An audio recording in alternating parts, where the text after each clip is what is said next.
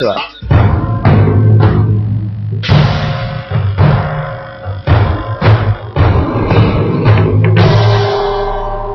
know, as a kid, I grew up around the tough cars, Mahindras, Willys, short wheelbase, long wheelbase, the works.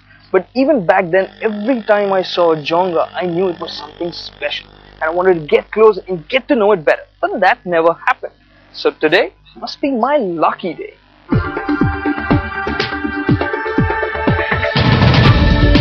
The cross between a Jeep and the Land Rover, the Jonga definitely looks set for taming the Indian wild.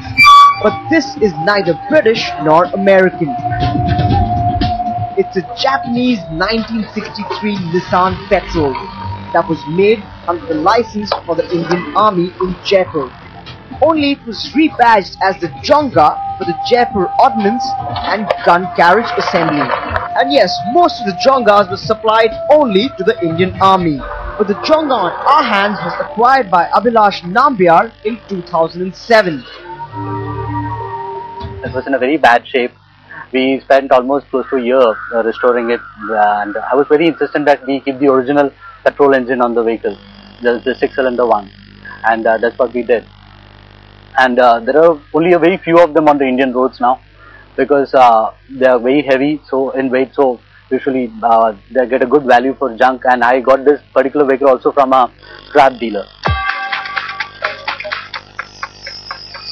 Now it's largely trouble-free because it has only the bare basics. Forget about luxury options, the Jonga doesn't have a power steering, it doesn't have windows or seat belts. You could say this is devoid of any civilian basics. And why not? It was only made for one thing, that is war. So it comes loaded with different goodies. One pickaxe, check. One shovel, check. We decided to wage our own battle on the tough terrain.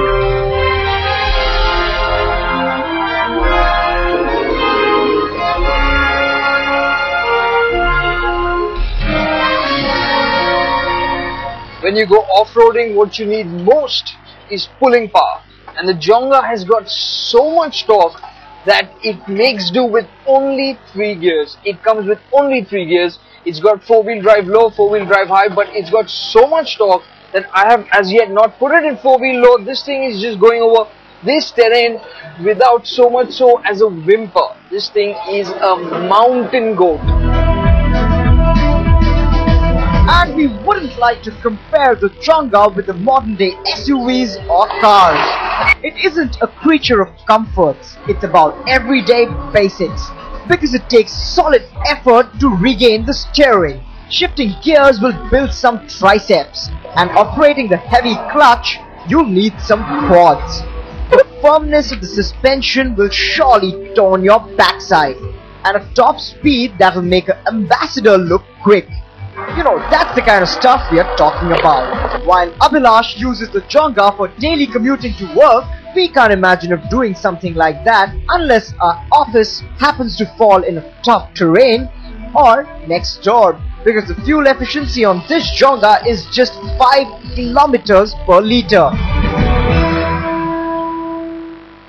Compared with modern day proper SUVs, the Jonga just seems prehistoric because of its lack of electronics and just simple mechanicals, and that's it. But if you put it out into the 21st century, you will think it's a little crude, it's a little heavy to operate, it isn't very fuel efficient, but out here in the wild, it stands tall, it stands proud, and it is completely unstoppable.